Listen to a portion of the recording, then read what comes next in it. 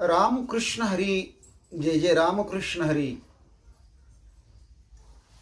सर्व पारमार्थिक मंडळींना, महाराज मंडळींना, वारकरी मंडळींना, भक्त मंडळींना, वैष्णव मंडळींना, संत मंडळींना, साधू मंडळींना, महात्म्य मंडळींना, आदरणीय, वंदनीय, माननीय, पूजनीय, अनुभवसिद्ध, अधिकार संपन्न सर्वांनाच माझा प्रणिपात. सर्वांना माझा रामकृष्ण हरी. आज आपण चिंतनासाठी भगवंताचं प्रेम आणि भगवंताकडे आपण काय मागणी करावी याचं चिंतन आपण करणार आहोत. थोडंस भजन घेऊया आणि चिंतनाला भगवान परमात्मा ज्याप्रमाणे बुद्धी देतील त्याप्रमाणे सेवा करण्याचा प्रयत्न करूया. जय जय विठ्ठल राखुमाई, जय जय विठ्ठल राखुमाई, जय जय विठ्ठल रखुमाई, जय जय विठ्ठल रखुमाई, जय जय विठ्ठल रखुमाई, जय जय विठ्ठल रखुमाई, जय जय विठ्ठल रखुमाई, जय जय विठ्ठल रखुमाई.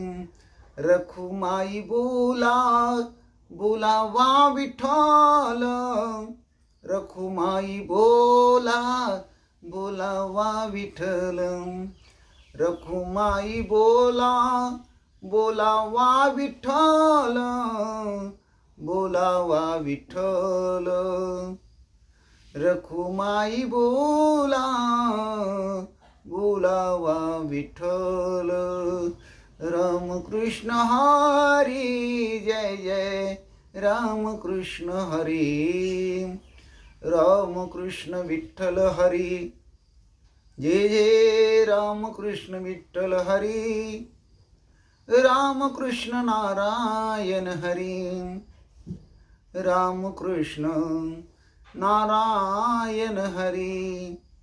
नारायण हरी, नारायण हरी, वासुदेव हरी, पांडुरंग हरी, वासुदेव हरी, पांडुरंग हरी.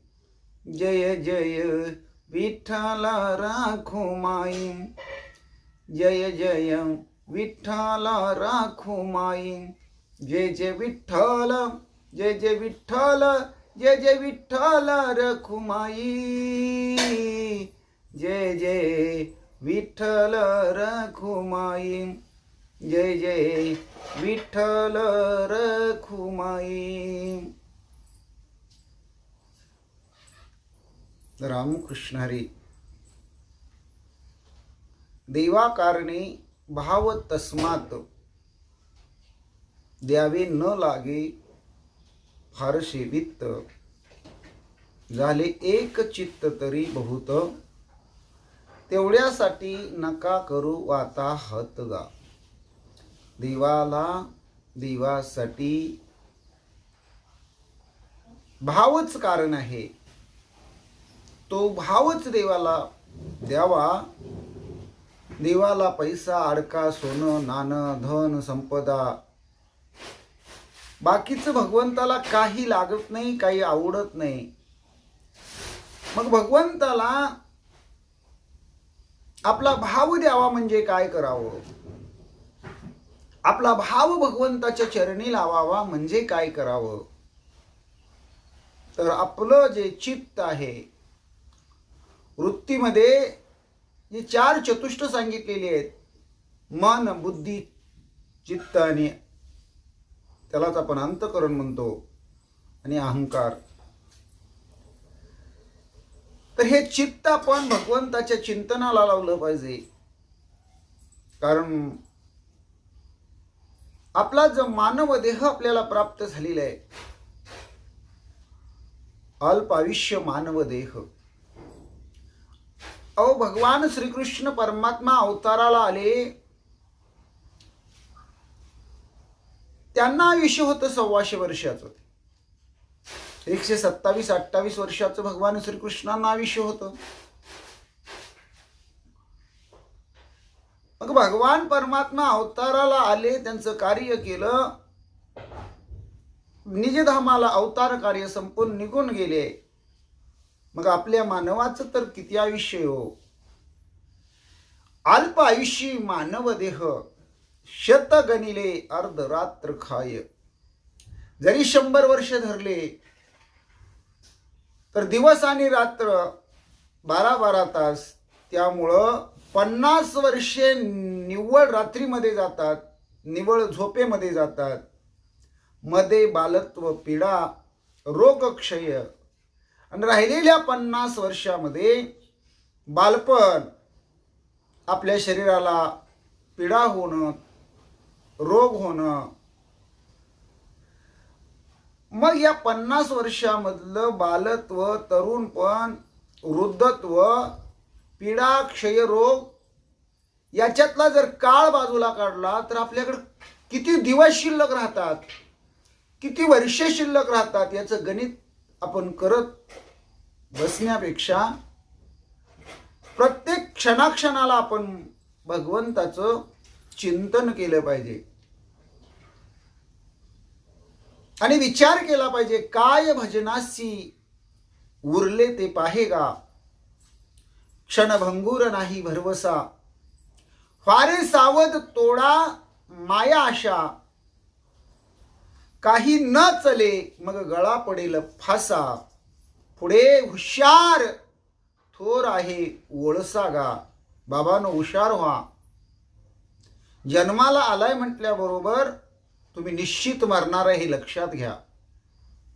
कुणीही अमरपट्टा बांधून आलेलं नाही. येणंही तुमच्या हातात नव्हतं आणि जाणंही तुमच्या हातात नाही. येण्याचीही वेळ तुम्हाला माहिती नव्हती आणि जाण्याचीही वेळ तुम्हाला माहिती नाही. म्हणून तुम्ही काय करावं, आपलं सर्वस्व म्हणजे आपलं देह म्हणजे तन, आपलं मन, आपली बुद्धी, आपलं चित्त म्हणजे अंतकरण, आपला अहंकार, भगवंताला सर्वस्व समजून, भगवंताला आपलं सर्वस्व आपण अर्पण करून अगदी सरळ साधी भगवंताची मोठ्या आवडीनं, भक्तिभावानं भक्ती करावी. ती भक्ती भगवंताला आवडते आणि भगवंताचा आपण आवडता प्रेमळ भक्त होतो. आणि श्रीहरी, श्रीपती किंवा विष्णू भगवान परमात्मा किंवा ईश्वर अशा भक्तांच्या अधीन म्हणजे अंकित असतो. कारण अशा भक्तांनी त्यांचा विशेष नारायण स्वरूप करून टाकलेला असतो. ब्रह्मस्वरूप ते झालेले असतात. जगत ब्रह्मस्वरूप पाहत असतात.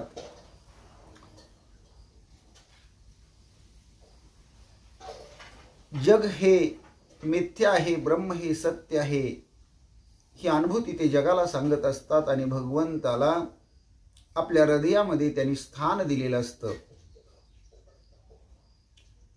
अशा भक्तावर ग्रंथ, संत, शास्त्र, पुराण सांगतात की एक वेळ भगवान परमात्मा आपल्या अर्धांगिनीवर म्हणजे आपल्या लक्ष्मीवर सुद्धा कमी प्रेम करतात, पण भक्तावर भगवंताचं अनन्य प्रेम असतं. भक्त देवाशिवाय कुणाला मानत नाहीत, कुणाला जाणत नाहीत, कुणाला ओळखत नाहीत. आणि देवाशिवाय भक्त दुसऱ्या कोणाचाही इतरांचा विचारही करत नाहीत. आणि असे जे निष्ठावंत, भाव ठेवणारे, निष्काम निरपेक्ष सेवा करणारे भगवंताची लाडके भक्त असतात, त्यांचा देव सुद्धा तेवढ्याच आदरानं, आपुलकीनं, प्रेम भावनेनं त्यांना सांभाळतो,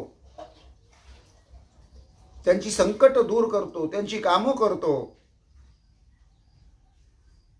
आणि देव सुद्धा भक्ताशिवाय इतर कुणालाच मानत नाहीत. विष्णू हा भक्त प्रतिपालक, भक्त कल्प काम द्रुम आणि भक्ताचा रक्षण करता, म्हणजे ज्याला वाली म्हणतात, असा भगवान परमात्मा आहे. आणि म्हणून त्या भगवंताचं चिंतन करत असताना एक बोल सुस्पष्ट बोलावा, एक बोल सुस्पष्ट बोलावा, वाचे हरी हरी म्हणावा, संत समागम धरावा, तेने ब्रह्मानंद होय आघवागा, आला शीतळ शांतीचा वारा, तेने सुख झाले या शरीरा, फिटला पातकांचा थारा, कळी काळासी धाक दरा रागा. म्हणून तुम्ही फक्त एवढं लक्षात ठेवा, व्यवस्थित अंतकरणापासून सुस्पष्ट असं वाचेतून उच्चार करा. काय उच्चार करा? हरी हरी हरी राम कृष्ण हरी, जय जय राम कृष्ण हरी, नारायण हरी, वासुदेव हरी, पांडुरंग हरी, रामकृष्ण हरी. असा भगवंताच्या नामाचा तुम्ही उच्चार करा. संताचा असणारा समागम धरा आणि मग तुम्हाला ब्रह्मानंद झाल्याशिवाय राहणार नाही बाबांनो. तुमच्या जीवनामध्ये सुख, शांती, समाधान सर्व काही प्राप्त होईल. त्यासाठी तुम्ही काय करा, या मनावर विजय मिळवा. मनोजय वासना तोडोनी केली बिमोडी, मणिपूर नगर पाहता दुर्गती मोडी, काम क्रोध मद मत्सर अहंकार झोडी, अखंड अखंड परमानंद सेवूनी उभवी गुडी. अखंड परमानंद कसा आपल्याला प्राप्त होईल, त्या परमात्म्याची सेवा कशी करता येईल, याचं चिंतन आपण केलं पाहिजे. देवाकडं देवाची सेवा करत असताना भगवंताबद्दलचं आंतरिक जिव्हाळा, आंतरिक जाणीव, प्रेम आपल्या अंतकरणात असलं पाहिजे.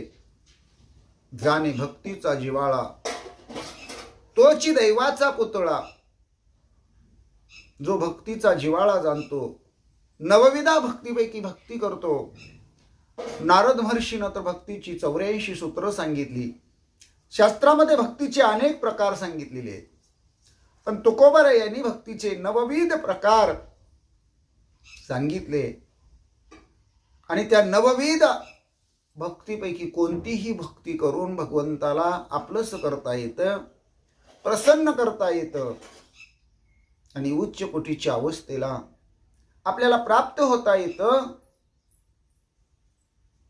हे उच्च कोटीचं सामर्थ्य आपल्याला प्राप्त कशामुळे होतं, एवढी शक्ती कशात आहे, हे जर तुम्हाला जाणून घ्यायचं असेल तर भाविक भक्त हो, अधिकार संपन्न महात्म्य आहात तुम्ही. एवढं सर्व सामर्थ्य हरी नामात आहे, भगवंताच्या नामचिंतनामध्ये आहे. आणि हरिनामात एवढं सामर्थ्य आहे, तेवढं सर्वश्रेष्ठ, कल्याणकारी आणि भयरहित पुण्यही दुसरं कशात नाही. हरिनाम वाचेन उच्चारल्यानंतर जेवढं पुण्य होतं ना, ते पुण्य म्हणजे सर्वश्रेष्ठ पुण्य. ते पुण्य म्हणजे आपल्या हिताचं, नरदेहाचं सार्थक करणारं, जगाचं कल्याण करणारं, परोपकार करणारं. परोपकार म्हणजेच पुण्य आणि परपीडा म्हणजेच पाप. दुसऱ्याला त्रास देणं म्हणजेच पाप करणं. दुसऱ्यावर उपकार करणं, दुसऱ्याचा जीव जाणणं म्हणजेच पुण्य. म्हणजे हे असं पुण्य की सर्वश्रेष्ठ पुण्य. हरिनाम सोडून, हरिनाम चिंतन, हरिनामाचं ध्यान, हरिनामाचा उच्चार, हरिनाम घेणं सोडून बाकीचे इतर तुम्ही कोणतीही साधनं केली, कोणतेही मार्ग पत्करले, कोणत्याही वाटा धरल्या, तर त्या सगळ्या खोट्या आहेत. त्या चोख वाटा नाहीत. बाकीची जी साधनं आहेत, बाकीचे जे रस्ते आहेत, ते रस्ते म्हणजे तुमच्या कर्माचा मोठेपणा देणारे, लौकिक प्राप्त करून देणारे असे मार्ग आहेत. पण हरिनामाचं चिंतन तुम्ही केलं, हरिकथा तुम्ही ऐकली, हरिकथा तुम्ही गायली, हरिकथेचं चिंतन आपल्या हृदयामधून दुसऱ्याच्या हृदयापर्यंत पोहोचवलं, ते बिंबवलं, तर तुम्ही शुद्ध बीजाचं रोपण करता असं दिसतं. आणि शुद्ध बीजापोटी फळे रसाळ गोमटी. जर बी चांगलं असेल, ते जर जमिनीमध्ये पेरलं, तर त्याला येणारी फळं सुद्धा अतिशय सुंदर असतात, गोड असतात, रसाळ असतात, चवदार असतात. पण तुम्ही कर्म, योग, याग, विधी येणे हे सिद्धी, वायाची उपाधी, दंभ धर्म, तुम्ही जगाला दाखवण्यासाठी भक्तीचं नाटक करत असाल, सोंग करत असाल. आम्ही किती श्रेष्ठ आहे, आमचा किती अभ्यास आहे, आम्ही कसे कडक आहोत, आम्ही कसे सत्य बोलणारे आहोत, आम्ही संत मंडळीच्या यादीमध्ये मोडतो, असा जर काही उपाधियुक्त दांभिकपणा तुम्ही करत असाल, तर मात्र तुम्ही चांगल्या बीजाचं रोपण करत नाही. तुम्ही अशुद्ध बी पेरताय आणि त्यामुळं अशुद्ध बीजाच्या रोपट्याला येणारी फळं सुद्धा अशुद्धच असणार आहेत. कारण भगवान परमात्म्याजवळ उपाधी चालत नाही. भगवान परमात्मा कसे आहेत, तर उपाधी वेगळे, तुम्ही निर्विकार, काहीच संसार तुम्हा नाही. भगवान परमात्मा याला संसार जोडता येत नाही. निर्विकार असा, निर्व्याज्य असा, अनंत स्वरूपाचा, अभंग स्वरूपाचा, अक्षर स्वरूपाचा असा भगवान परमात्मा आहे. म्हणून तुम्ही बाकीचे मार्ग, बाकीची कर्म वर्ज्य मानायला शिकलं पाहिजे. अहो, सोपं हरिनाम घ्यायचं सोडून तुम्ही बाकीचं कशाला फंदात पडता? तुम्ही भगवंताच्या चरणाला लागलं पाहिजे. अंतकरणामध्ये, चित्तामध्ये भगवंताचा हरिनामच आठवलं पाहिजे, स्मरण केलं पाहिजे. हरिनामाचं विस्मरण होऊ देता कामा नये. सावध झालं पाहिजे. सावध होऊनी भजनी लागा, देव करा कैवारी. तुम्ही सावध होऊन जर भगवंताचं भजन केलं, हरिनामाचं चिंतन केलं, वाचेन हरिनाम उच्चारलं, गायलं, तर देव तुमचा कैवारी होतो. जगाचा मालक सुद्धा तुमच्या निर्वाण प्रसंगी धावून येतो. भगवंताचं नाम मुखामध्ये घ्या, हरीचं नाम तुम्ही ऐका, श्रवण करा, भगवंताचं हरीचं रूप तुम्ही पहा, तुमच्या नयनाचं पारणं फिटेल. भगवंताच्या दर्शनानं तुमचं जीवन कृत्य होऊन जाईल. हरीच्या प्राप्तीसाठी, भगवंताच्या सेवेसाठी अखंड अहर्निशी आपण सदैव आपलं सर्वस्व अर्पण करून भगवंताला शरण गेलं पाहिजे. भगवंताची सेवा अहर्निशी करण्याचा प्रयत्न केला पाहिजे. आणि ते शरण जात असताना अनन्य भावभक्ती अंतकरणामध्ये असली पाहिजे. कारण पंचरत्न हरिपाठामध्ये शांतीब्रह्म एकनाथ महाराज म्हणतात, हरी बोला, हरी बोला, हरी बोला. तुम्ही काय करा, वाचे ना तुमच्या हरी हरी हरी हरी हरी हरी हरी हरी हरी म्हणा. हरी बोला, हरी बोला, हरी बोला. हे हरी हरी 3 वेळा का सांगितलं त्यांनी?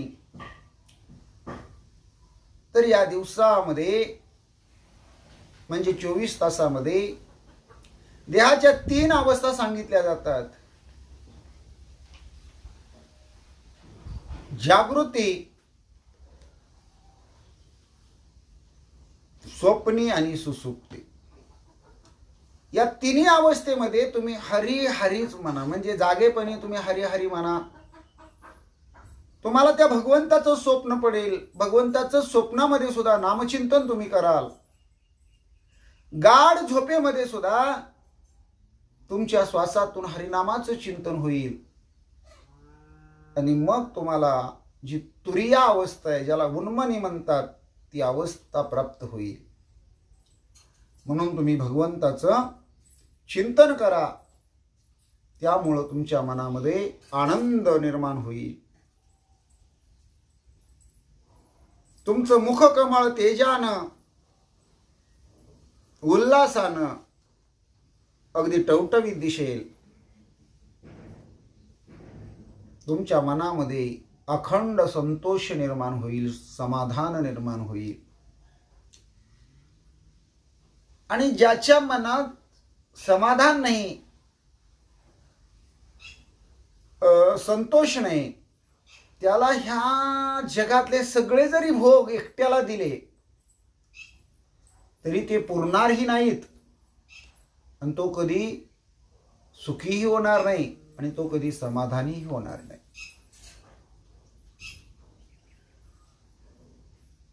म्हणून सुखी समाधानी व्हायचं असेल तर आपला मौल्यवान वेळ आपण भगवंताच्या नामचिंतनामध्येच व्यतीत केला पाहिजे. तो खर्ची घातला पाहिजे. कारण भगवंतानं आपल्याला जरी देह दिला असला, नरदेह दिला असला, आयुष्य दिलं असलं, तरी ते आयुष्य किती दिलेलं आहे, कधी आपली जाण्याची वेळ आहे, कधी तारीख ठरलेली आहे, या बाबतीत मात्र आपण अनभिज्ञ आहोत. त्यातलं आपल्याला काही ज्ञान नाही. त्याबद्दलची आपल्याला काही कुणी माहिती देत नाही.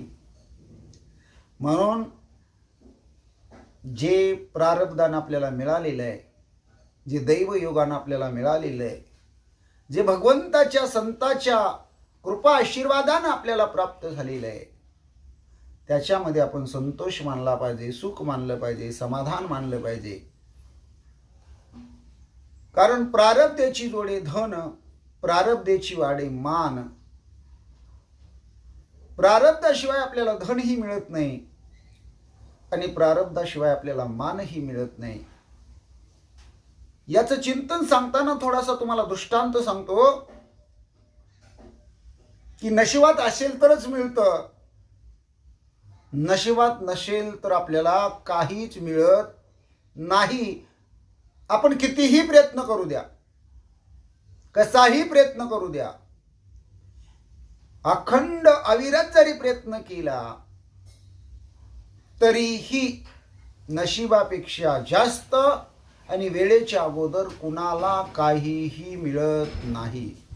यासाठी एक छोटासा दृष्टांत लक्षात घ्या की ज्याच्या नशिबातच नाही त्याला लाभ होतच नाही.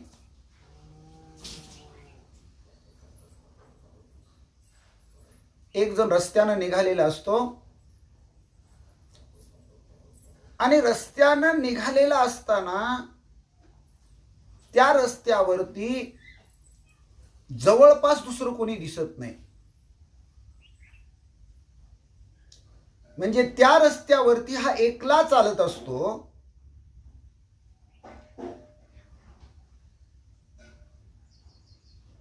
आणि मग त्याच रस्त्यावरती त्याच्या चालण्याच्या पुढं काही अंतरावर एक धनानं भरलेला, शिगोशिग भरलेला हंडा रस्त्यामध्ये असतो. आता त्या रस्त्याला दुसरा कुणीही व्यक्ती नाही, जवळपास कुणी नाही आणि अशा रस्त्यामध्ये हा एकटा चालत असताना याला त्या धनाचा लाभ होणार असतो. पण जसं का तो त्या धनाच्या हंड्याच्या जवळ जवळ जायला लागतो त्यावेळी त्याच्या मनामध्ये एक बुद्धी संचरते. अरे बाबा, म्हणले, आपल्याला तर भगवंतानी 2 डोळे दिलेले आहेत, पण आंधळी जी व्यक्ती असते ना, त्या आंधळ्या व्यक्तीला डोळे असून दिसत नसतं, बोबळे असून दिसत नसतं, म्हणजे त्याच्यामध्ये दृष्टी नसते, म्हणजे पाहण्याची नजर नसते त्याच्याकडं. आंधळा कसा रस्त्यानं चालत असेल, कसा चाचपडत असेल, बघूया आपल्याला जमतंय का म्हणले. आणि त्यानं काय केलं, आपल्या डोळ्यावर पट्टी बांधली आणि रस्त्याने चाचपडत चालण्याचा प्रयत्न करू लागला. एवढ्यामध्ये त्या धनाचा हंडा त्याच्या पायाला लागला, त्याच्या पायाला ठेच लागली. ठेच लागून धनाचा हंडा सांडला गेला. त्यावेळेस हा काय म्हणतो, डोळस असून आंधळा झालेला, डोळे, दृष्टी, नजर असून आंधळ्याचं सोंग घेतलेला. अरे बाप रे, आंधळ्या व्यक्तीला सुद्धा अशाच ठेसा लागत असतील, असेच त्याला चालताना त्रास होत असतील, अशीच बोट फुटत असतील आणि तो डोळे उघडत नाही, पट्टी सोडत नाही आणि पुन्हा काही अंतर तसंच चालत जातो. ते धन, तो हंडा पाठीमाग बरंच दूर राहतो.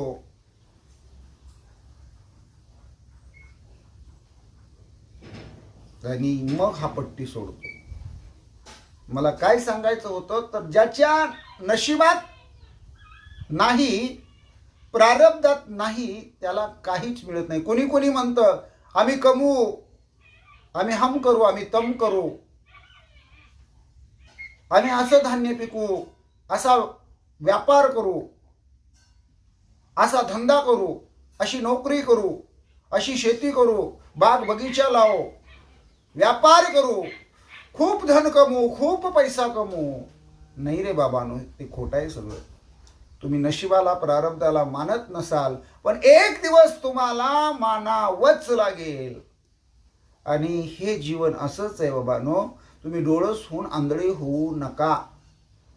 तुम्ही काय करा, धीरानं वागायला शिका, जरा संयम ठेवायला शिका, मन शांत ठेवायला शिका आणि धीर धरणं, मन शांत ठेवणं, अगदी आलेल्या प्रत्येक प्रसंगाला तोंड देणं, हा मुख्य गुण समाधानी माणसाचा आहे.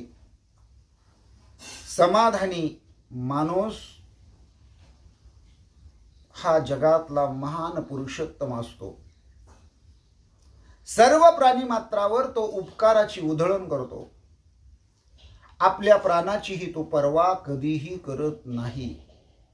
इतरासाठी आपल्या स्वतःच्या जीवाची जीवनाची कुरवंडी करतो.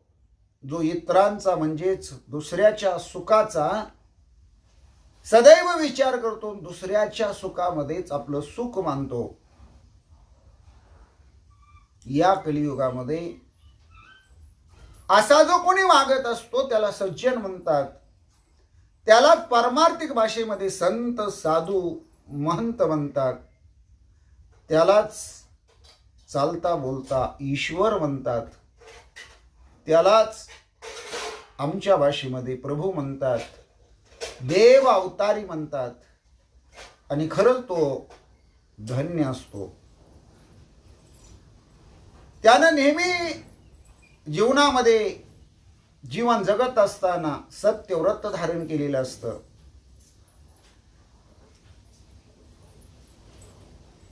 जीवनामध्ये जगण्यासाठी तो अन्न भक्षण करतो आणि जीवनाला तहानेसाठी आवश्यक असणारं पाणीच प्राशन करतो. खाद्य म्हणून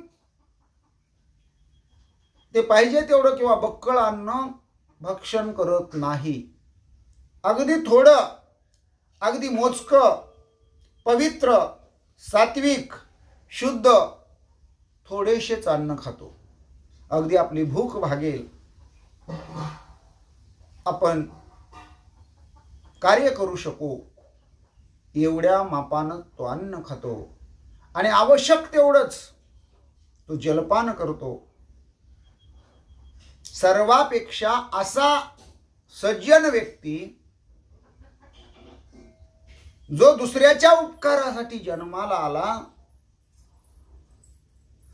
तो खरोखर सर्वापेक्षा ज्ञानी, मुरब्बी, एकतत्वानं वागणारा, भगवंताचं चिंतन करणारा महान अद्भुत योगी असतो.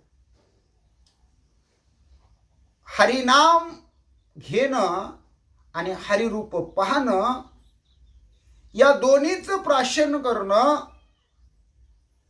म्हणजे अमृत सेवन करणं असं तो समजतो. अशा सत्पुरुषाचं मन नेहमी जिवंत असतं.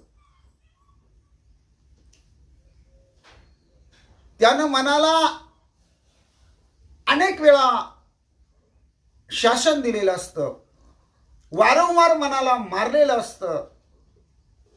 त्यामुळं तो मनावर विजय मिळवतो आणि मनावर विजय मिळवल्यामुळं तो अतिशय बलवान, अतिशय ताकदवान, अतिशय सामर्थ्यशाली बनलेला असतो. त्याचा वशिला भगवान परमात्मा ईश्वराकडे असतो. तरी पण क्षुल्लक कारणासाठी, अयोग्य कारणासाठी,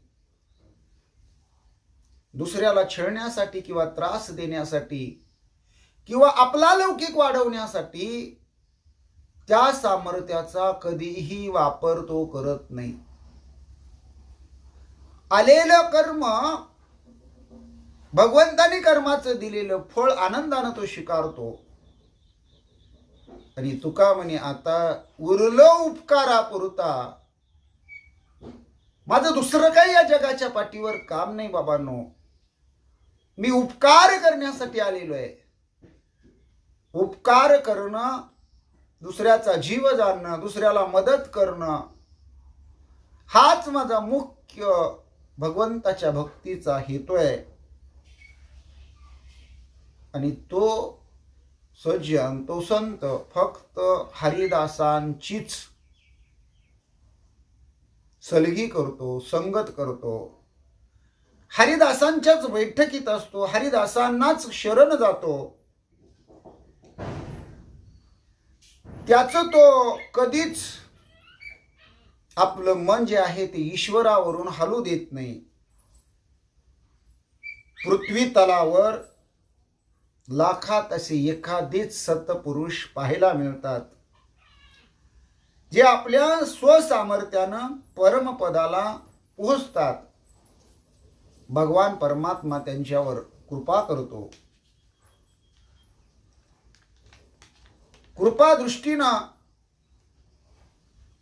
भगवान परमात्मा त्याच्या मागं पुढं निर्वाणी गोविंद असे मागे पुढे काहीच साकडे पडू नये दे, काही संकट त्या सत्पुरुषाला पडू देत नाही. कारण परब्रह्म कसं आहे? अजय, अव्यय आहे, अक्षर आहे, अरूप आहे, अनंत आहे, अपरंपार आहे, अगोत्र आहे, अलक्ष्य आहे, अतर्क्य आहे, अपार स्वरूप असणारा भगवान परमात्मा आहे. आपण कितीही हुशार असू द्या, चतुर असू द्या, पण आपलं मन आणि बुद्धी जिथपर्यंत पोहोचत नाही अशा एका महान उच्च अधिष्ठानाच्या पुरुषोत्तमाला आम्ही देव म्हणतो, ईश्वर म्हणतो.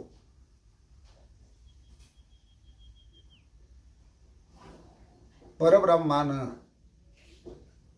अनेक वेळा अवतार धारण केले. भगवान परमात्माच अनेक अवतार धारण करतो आणि अनेक अवतार धारण करून जगाचं कल्याण कसं आहे, जगाचं हित काय आहे, हे भक्ती आणि ज्ञान आणि उपासनेद्वारे जगाला दाखवून देतो. कारण सज्ञानी स्वतः तरती, जे ज्ञानी नाही म्हणत मी, सज्ञानी जे सज्ञान असतात, याला भूत आणि भविष्य आणि वर्तमान याचं नेहमी आकलन होत असतं, त्रिकाळ ज्ञानाची तो जाणीव ठेवत असतो, त्याला सज्ञानी म्हणतात. सज्ञानी स्वतः तरती आणि अज्ञान जे ज्ञानी असतात किंवा अज्ञानी असतात ते स्वतः बुडती. म्हणून मला काय सांगायचंय, तर पॉझिटिव्ह अर्थ सांगायचा आहे, पॉझिटिव्ह आपल्याला विचार करायचा आहे, निगेटिव्ह नकारार्थी आपल्याला विचार नाही करायचा. तोट्याच्या भूमिका आपल्याला सांगायच्याच नाही. फायद्याच्या भूमिका काय, फायदा कसा होतो, हित कसं होतं, कल्याण कसं होतं, कृतकृत्य कसं होतं, हे आपल्याला पाहायचंय. म्हणून सज्ञानी स्वतः तरती, अज्ञानी सज्ञाना शरण येती, आणि जे शरण येतात तेने त्याशी कैवल्य प्राप्ती. जे सज्ञानी आहेत ते स्वतः तरतात, जे अज्ञानी आहेत ते सज्ञानांना जे शरण येतात त्यांचा उद्धार होतो, त्यांना भगवत प्राप्ती होते. त्यांच्या वचनोक्ती विश्वास आहे. सज्ञानाच्या वचनावर, बोलण्यावर विश्वास ठेवून जर अज्ञानी लोक वागली तर ते या संसार सागरातून तरुण जाऊ शकतात. जे अज्ञान ना सज्ञान, जे शाणे बी नाहीत आणि जे येडपट पण नाहीत, जे मध्येच अशी लोंबकळतात ना, त्यांच्या अवस्थेसाठी सांगताना म्हणतात, जे अज्ञान ना सज्ञान, ज्यांशी केवळ ज्ञान अभिमान. आता तुम्ही म्हणाल धड शाणे पण नाहीत, वेडे पण नाहीत, म्हणजे असे मधले लोक आहेत तरी कोण? तर ज्यांना आपल्या ज्ञानाचा लय अभिमान आहे, नरकाकड नेण्यासारखा मस्तवालपणा आहे अंगात, गर्व आहे, आपला उद्धार होणार आहे, की आपल्याला अवकळा प्राप्त होणार आहे, आपण ऊर्ध्वगतीला जाणार आहे, अधोगतीला जाणार आहे, हेही लक्षात येत नाही. एवढा ज्ञानाचा गर्व अभिमान, एवढा ताटा ज्याच्याकडे असेल ते मध्ये लोंबकळतात. त्यांचं मन कशावर असतं माहितीये का? नाथ भागवतामध्ये हे चिंतन सांगितलेलं आहे. विषयी लोलुपमान ते पुरुष जान आत्मघाती. त्यांचं विषयावर मन असतं, विषय अवस्था झालेली असते, ते आत्मघाती असतात, ते अधोगतीला जातात. कारण त्यांना विषयाचं सुख वाटतं. भगवान परमात्मा, परमार्थ, चिंतन, सेवा, देवाचे नामचिंतन, व्रत वैकल्य, जप जाप्य, अनुष्ठान, तीर्थयात्रा याच्यावर त्यांचा विश्वास नसतो. ते आत्मघाती असतात, ते अधोगतीला जातात. विषयाचे येथे वाटे सुख, पुढे अवघड यमदंड. जरी इथं विषय गोड वाटत असला तर पुढे फार अवघड आहे. विषय विषयाचा पडीपाडू, विषय विषयापेक्षा सुद्धा फार भयंकर आहे. कारण विष जर आपण घेतलं तर त्या विषयामुळे आपण एकदा मरू, पण विषयामुळे रोज आपण मरतो, रोज मरतो, रोज मरतो. म्हणजे रोज मारक असणारा, रोज आपल्या अहिताचा असणारा असा विषय आहे. विषय विषयाचा पडीपाडू. आणि त्या जीवाला काय होतं? गोड परमार्थ लागे कडू. जो परमार्थ ज्याचं स्वरूप गोड आहे. आता साखर आहे समजा, गूळ आहे, खडी साखर आहे, ती अवघीच वस्तू गोड आहे, तो पदार्थ गोड आहे. मग तो कोणीकडे खावा. खडी साखर कोणीकडून खाल्ल्यावर गोड लागेल? साखरेचा एक कण खाल्ला काय, चिमूटभर खाल्ली काय, आणि तुम्हाला खाता येईल तेवढी खाल्ली काय, ती गोडच लागणार आहे. तुम्हाला जर गोडी कळायची असेल तर गुळ किंवा साखर खाणंच क्रमप्राप्त आहे. आणि मधापेक्षा मधाळ असणारा, साखरेपेक्षा गोड असणारा, गुळापेक्षा गोडी असणारा असा गोड परमार्थ आहे. आणि तो परमार्थ या विषयी जीवाला कडू वाटतो. विषय विषयाचा पडीपाडू, गोड परमार्थ लागे कडू. कडू विषय तू गोडू जीवाशी झाला. असे जे नराधम असतात, जे ज्ञान गर्वानं अभिमानानं फुगलेले असतात, त्यांचा एक दिवस ना एक दिवस गर्वाचा फुगा फुटल्याशिवाय राहत नाही. ते अधोगतीला गेल्याशिवाय, कारण त्यांची वाटचालच नरकाकडे असते. आणि ते कडू अशा विषयाला गोड मानून जर जीवन जगत असतील. आता कडू इंदुरवानाचं फळ आहे, किंवा आपल्या शेतीमध्ये उगवणारं कडू गवत असतं, ज्याला आपण जालंधर म्हणतो. आता ते गवत आहे, ते जर आपण खायला चालू केलं आणि किती दिवस जरी कसं जरी खात बसला तर ते कडूच लागणार आहे. मग काय कायला वाटलं नाही हे कडू गवत खूप औषधी आहे, आपण ते आवडीनं खाल्लं पाहिजे. अहो काय त्यानं हित होणार आहे? काहीच हित होणार नाही. म्हणून जीवाचा संभ्रम आहे, तो संभ्रम जीवानं दूर केला पाहिजे. वेळोवेळी संत समागम केला पाहिजे, संताला शरण गेलं पाहिजे. आणि विषयाची मात आवडली नाही पाहिजे. ज्ञान प्राप्तीसाठी नेहमी नेहमी तत्पर असलं पाहिजे. आपल्याला ज्ञान प्राप्त झालं पाहिजे. प्रत्येक गोष्टीविषयी आपल्याला आकलन झालं पाहिजे. आणि असा जो विषयापासून अलिप्त बनतो, ज्ञानाची ज्याला चाड असते, नाही तर काय काय म्हणतात, आम्हाला काय गरज आहे हो, आता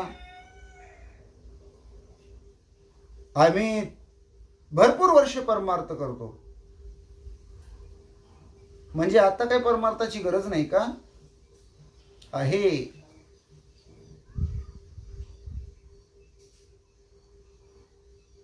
म्हणून लक्षात ठेवायचं, त्यालाच संन्यासी म्हटलं जातं, त्याला साधू म्हटलं जातं, त्यालाच महात्मा म्हटलं जातं.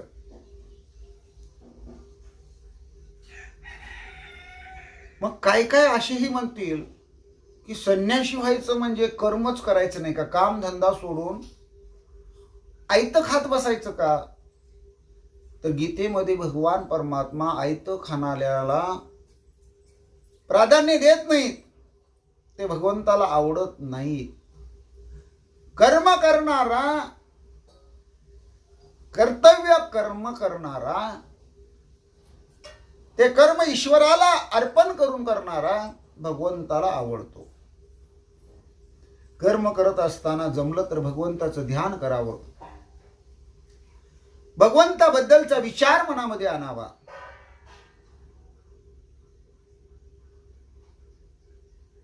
भगवंताचं चिंतन करावं, जमलं तर भगवंताला आळवावं, हाका माराव्या.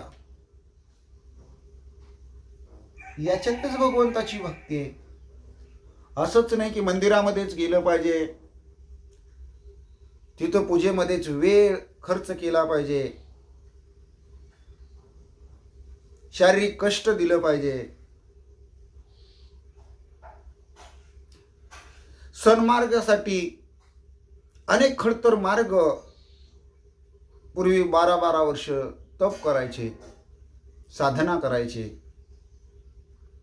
वनात जंगलात दरीत जाऊन राहायचे, काही काय अन्न पाण्याचा त्याग करायचे, काही काय पहिल्यांदा झाडाचं पालं खायचे, काही काय कालांतरानं ते झाडाचं पानं खाणंही सोडून द्यायचे, नुसत्या वाऱ्यावर जगायचे.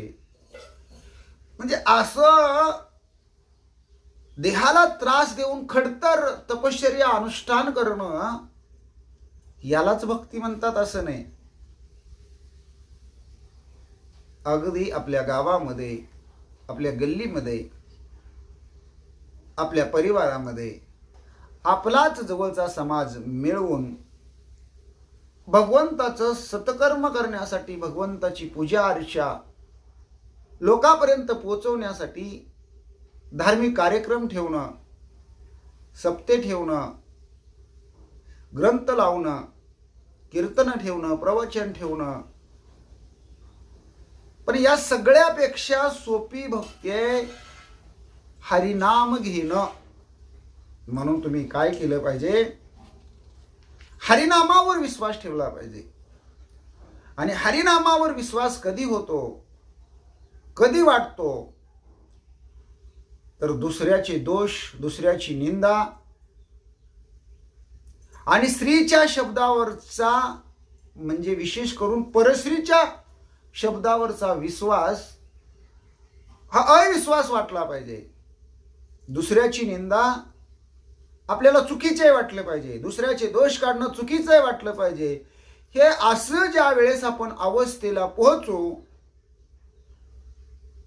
नाहीतर पारमार्थिक माणसाला हे मला का सांगावं वाटतं की सगळ्यात पहिल्यांदा काय आवडत असेल परमार्थिक माणसाला, मी पाहतो बऱ्याच वेळा कथेच्या ठिकाणी सुद्धा 4 चौघ मिळतात आणि ह्याचं माप काढ, त्याचं माप काढ, हा असाच आहे, तो तसाच आहे, हा असंच करतो, तो तसंच करतो, हा असाच वागतो, तो तसंच वागतो, यानं असं वागायला नको आहे, त्यानं तसं वागायला नको आहे, त्याला लाज वाटायला पाहिजे.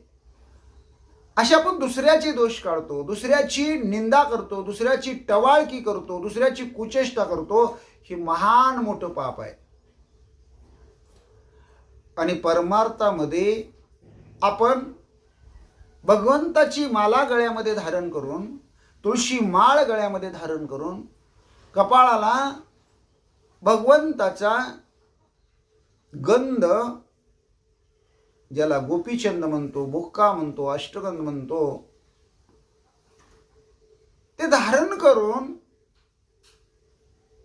आपण ही असल्या खटपटी का कराव्यात? आणि पारमार्थिक लोकाला तरुण मुलगी पाहिली, तरुण स्त्री पाहिली की भळभळायला होतं. का? असं परमार्थामध्ये व्हावं. कारण तुकोबराया म्हणतात, नको नको स्त्रियांची गोष्टी, नको नको स्त्रियांची भेटी. श्री देखताच दिटी, उठा उठी पळावे, पळता पळता पायातळी, आल्या काष्टाची पुतळी, तेही नाताळावी कुशळी, निर्जीव स्त्री छळी पुरुषाते. लाकडाची स्त्री असू द्या, कापडाची स्त्री असू द्या, प्लॅस्टिकची स्त्री असू द्या, ती सुद्धा परपुरुषाला छळते. म्हणून स्त्री लंपट व्हायला शिकू नका परमार्थामध्ये. म्हणून स्त्रीच्या शब्दावर, विशेष करून परस्त्रीच्या शब्दावर विश्वास ठेवता कामा नये, दुसऱ्याची निंदा करता कामा नये, दुसऱ्याचे दोष काढता कामा नये. यातच ज्याला अनमोल अशा प्रकारची भक्तिप्रेमाची अवस्था म्हणतात, ती या आपल्या देहाशी आणि आपल्या आत्म्याशी जोडली जाते. ती नाळ अखंड कायम राहिली पाहिजे. ज्या भगवंताचं आपण चिंतन करतो, ज्यांना आपण गुरु मानलेलं आहे, आपण त्यांचं शिष्यत्व साधकत्व पत्करलेलं आहे, त्यांना आदरस्थानी मानलं पाहिजे, त्यांची आज्ञा शिरसावंद मानली पाहिजे. कारण सद्गुरु भजनापुरती साधकाशी, सद्गुरु भजना परती, म्हणजे सद्गुरूचं भजन करण्याच्या पलीकड साधकाशी नाही प्राप्ती. त्या शिष्याला दुसरं काही प्राप्त होऊ शकत नाही. कारण भगवान परमात्माच म्हणतात, मी भगवंत करी गुरु भक्ती, इतरांचा किती पवाडू. दुसऱ्याचं काय घेऊन बसलाय, त्यांचा काय पवाडा गायला लागलाय, त्यांनी काय अशी कीर्ती केलेली आहे, त्यांनी काय सत्कर्म केलेलं आहे, आतापर्यंत त्यांनी जीवनामध्ये असं कोणतं चांगलं काम केलेलं आहे म्हणून तुम्ही दुसऱ्याचे पवाडे गाता. कुणाचे पवाडे गायची काही गरज नाही. अहो, जो स्वतःला काही असा ज्ञान अभिमानी गर्विष्ठ शाना समजत असेल, तर त्याचाच उद्धार मुळात त्या ज्ञान गर्वामुळे होत नाही, अधोगती होते. तो तुमचा काही उद्धार करणार आहे, तुम्ही काय त्याच्या पाया पडता.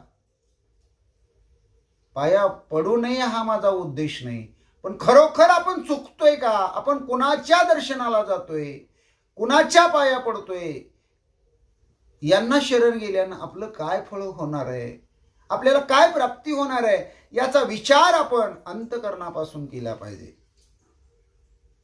आणि आपला जो सद्गुरू आहे, ज्यानं आपल्याला ज्ञान दिलेलं आहे, ज्यानं आपल्याला नाममंत्र दिलेले आहे, त्याचं भजन आपण केलं पाहिजे, त्याचं नामचिंतन केलं पाहिजे, त्यांचं दर्शन घेतलं पाहिजे. कारण सद्गुरूचा महिमा आघाद आहे, आघाद. सद्गुरूबद्दल किती बोलावं, काय बोलावं, तेवढं थोडं आहे. म्हणून अगदी आवडीनं, ज्याला वाडे कोडे म्हणतात, ज्याला सूर वाडे म्हणतात, अगदी सुरामध्ये तालामध्ये त्या सद्गुरूचं भजन करावं. सद्गुरूची भक्ती केली तर ती भक्ती भगवंताला आवडते. आईवडिलांची सेवा केली, थोरा मोठ्यांची सेवा केली, गावाबद्दल, देशाबद्दल, जगाच्या कल्याणासाठी आपण कामं केली तर भगवान परमात्म्याला ते आवडतात. आणि भगवान परमात्मा आपल्या भेटीची वाट पाहत तिष्ठत उभा राहतो. कधी एकदा हा भक्त माझ्या भेटीला येईल, कधी एकदा मला भेट देईल, कधी माझ्या चरणाशी लागेल, मी कधी त्याला दर्शन देईल, त्याच्या मोक्षाच्या मुक्कामाला त्याला सुखरूप कसं पाठवेन. म्हणून भगवान परमात्मा त्याची वाट पाहत असतात, तिष्ठत असतात. आणि जसा भक्त भावबळे भक्ती करतो, त्याच्याकडं भावाचंच बळ असतं, भक्तीचंच सामर्थ्य असतं, त्या योगे तो भगवंताला प्राप्त करण्याचा, सत्कर्म करण्याचा, पावन होऊन जगाला पावन करण्याचा प्रयत्न करतो, तो ईश्वराकड भगवंताकड काही मागत नाही. कारण आपण छोटंसं काम केलं तर आपल्याला काय मिळेल वाटतं, आपला काय फायदा आहे, आपल्याला यात काय मिळणार आहे. मग आपण आपल्याला काय मिळत नसेल कशाला आपण करायचंय. पण जे संत असतात, साधू असतात, सज्जन असतात, ते निष्काम असतात, निरपेक्ष असतात, शुद्ध अंतकरणाचे असतात, दयाळू असतात, कृपाळू असतात, मायाळू असतात, जगाचे माय बाप स्वरूप धारण करून ते अवताराला आलेले असतात. त्यांच्याकडे इच्छा नसते, वासना नसते, कोणत्याही प्रकारची कामना नसते. आसक्ती तर त्यांनी दूर लोटलेली असते, आसक्तीला तर त्यांच्या जीवनामध्ये जागाच नसते. आणि असे असणारे भक्त, असे असणारे संत, महात्मे, साधू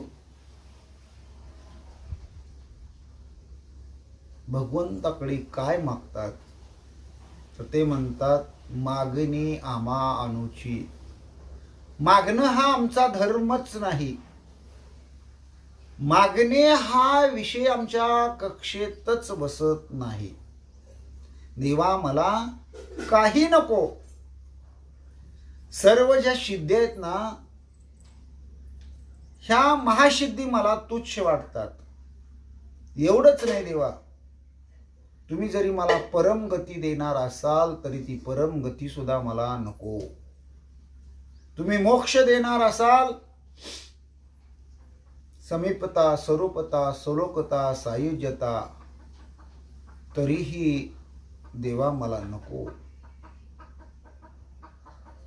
मोक्ष तुमचा तुम्ही गुंडोनी ठेवा, तुमचा गुंडाळून ठेवा, मोक्ष मला नाही लागत. तुम्ही द्यायला जरी आला असला पांडुरंगा, विठ्ठला, भगवंता, तरी तुमचा मोक्ष तुम्ही तुमच्याकडेच गुंडाळून ठेवा. मला बाहेर काढून तुमच्या पदरातनं, तुमच्या पिशवीतनं मला दावू नका.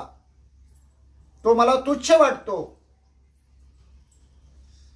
मला फक्त एवढं बळ द्या भगवंता, मला एवढी ताकद द्या की एखाद्या दुष्ट दुरात्म्यानं, चांडाळानं जरी अन्याय करून विनाकारण माझ्या या गालामध्ये मारली, तर ती सहन करण्याची आणि दुसरा गाल पुढं करण्याची सामर्थ्य शक्ती मला द्या. अजून देवा तुम्हाला मला द्यायचंच असेल तर काय द्या. इतर प्राणीमात्रांना, इतर मनुष्याला, स्त्री पुरुषांना या जीवनामध्ये जी दुःख होणार आहेत ना, ती दुःख तेवढी मला माझ्याकडे द्या आणि सगळं सुख त्यांना द्या. आणि ती दुःख पचवायची, सहन करण्याची ताकद भगवंता मला द्या. जगाचे दुःख, जगाची परपीडा दूर करण्यासाठी भगवंता तुमची माझ्यावर कृपा असू द्या. भगवंता तुमची कथा मला आदरानं अगदी नित्य नित्य मला ऐकायला मिळावी, श्रवण करायला मिळावी.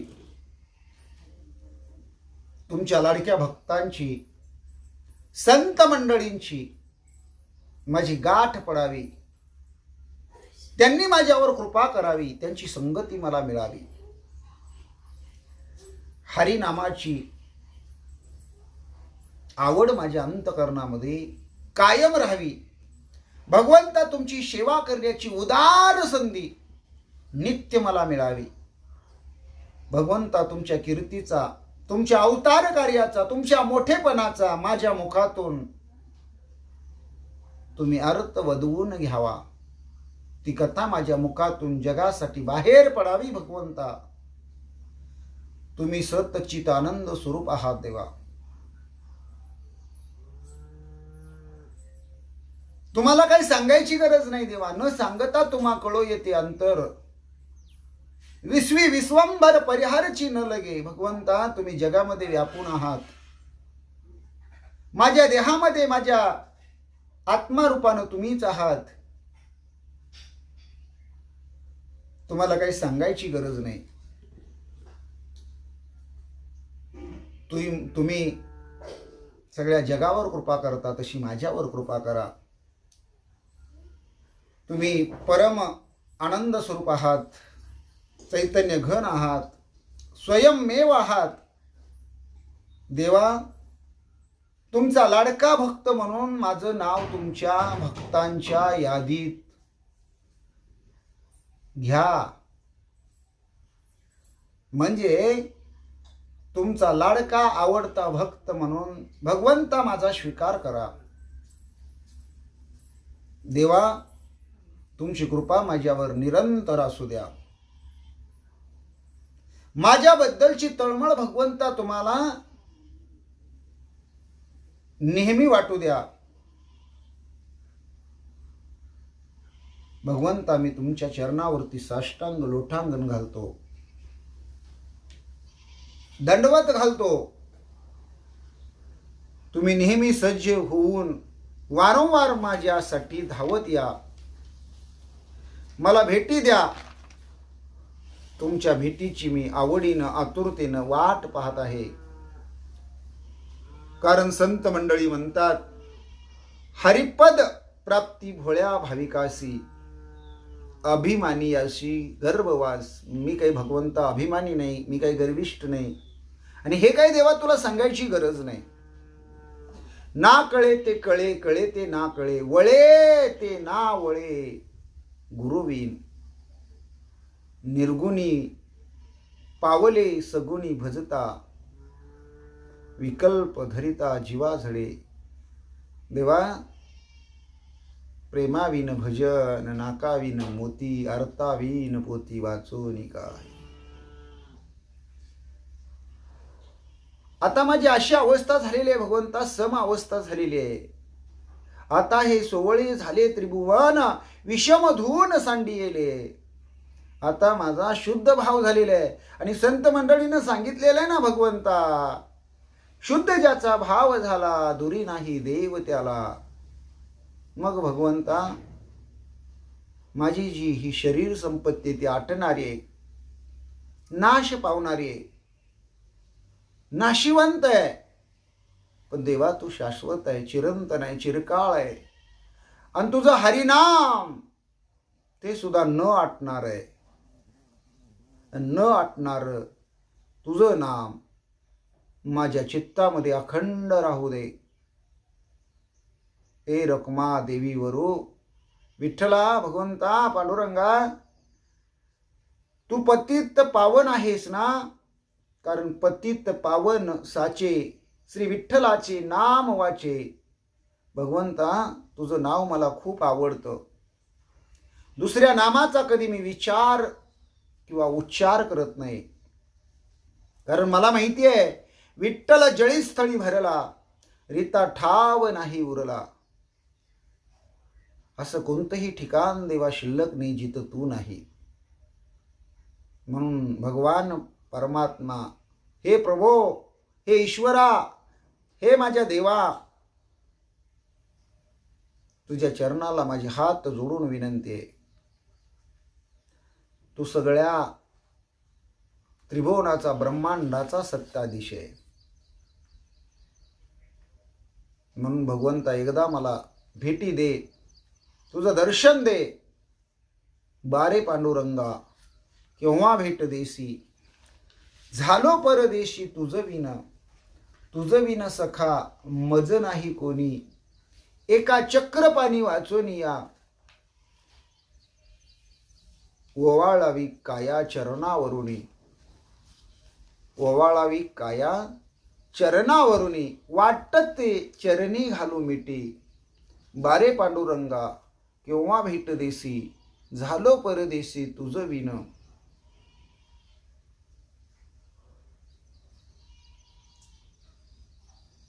आणि अखेरच्या चरणामध्ये तुकोबराया म्हणतात, तुका म्हणे वेगे